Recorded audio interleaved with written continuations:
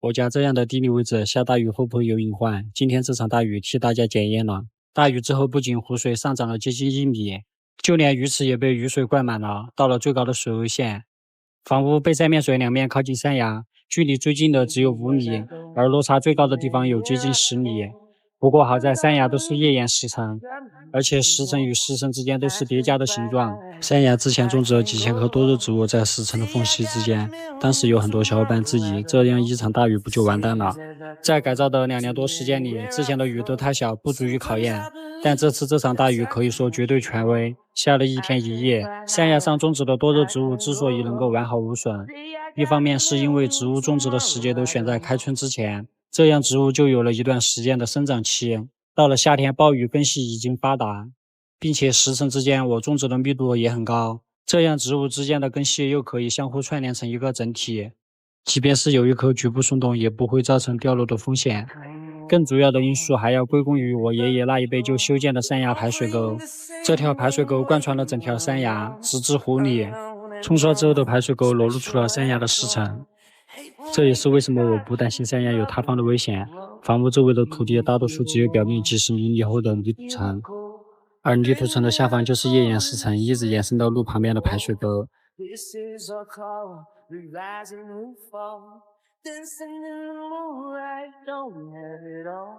就连靠近湖边有20多米落差高度的山崖也是这样的地质结构，足以证明山崖的石层不是局部的，而是有很大一片。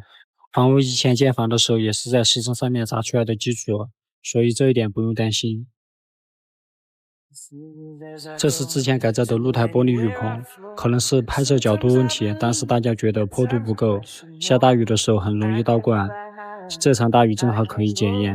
后院的玻璃顶棚结构也是一样的，被大家说了，我自己都怀疑自己。外墙改造之后吊底一直没落实，我也在等大雨之后看会不会有倒灌的风险。下大雨后院会不会有积水，也是大家比较关心的问题。这是下层休息区的排水口，上方白色的水管是备用的排水管，花园里面也有几处的排水孔，并且前后院的排水管都是分开单独走的。前院因为还没有改造，但是排水还是没有问题的，况且还有鱼池可以储存很大的水量。地面之前自己硬化的时候，因为是第一次做，并没有找出坡度，积水有点严重，只能等后期改造贴砖的时候再找出坡度了。这场大雨也让我认识到需要改进的地方。储存的山洞之后改造门洞需要往外挑出1米，不然下雨的时候容易倒灌雨水进去。公路旁边的排水沟需要硬化，不然每次大雨泥土流失非常严重。最严重的还是门口这块花池，下雨的时候泥土会冲刷出来，但是这个季节大雨之后湖水上涨，就有意想不到的收获。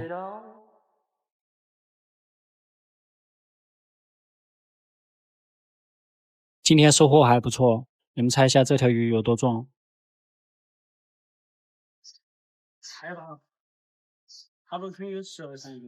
才刚刚开始就结束了，被别人收网行动，哪怕住在湖边，我们也只能默默的看看。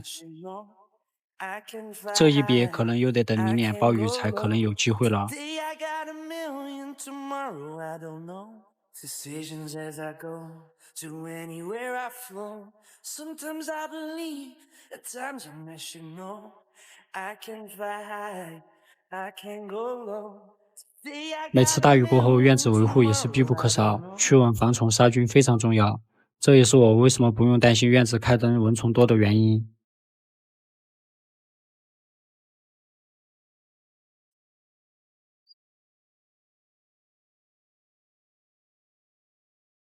Stop claiming what you own. Don't think about the show. We're all playing the same game, waiting all alone. We're unknown and known, special when I clone.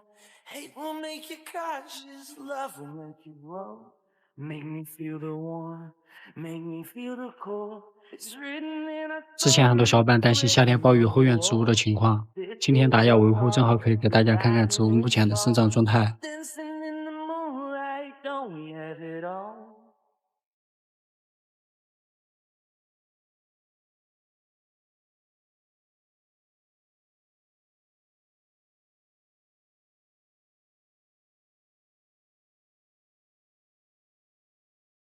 Decisions as I go to anywhere I flow. Sometimes I believe, at times I'm less you know. I can fly high, I can go low. Today I got a million, tomorrow I don't know. Decisions as I go to anywhere I flow. Sometimes I believe, at times I'm less you know. I can fly high, I can go low. Today I got a million, tomorrow I don't know. 后院植物目前整体状态长势都还不错，希望能够安全的度过这个夏天。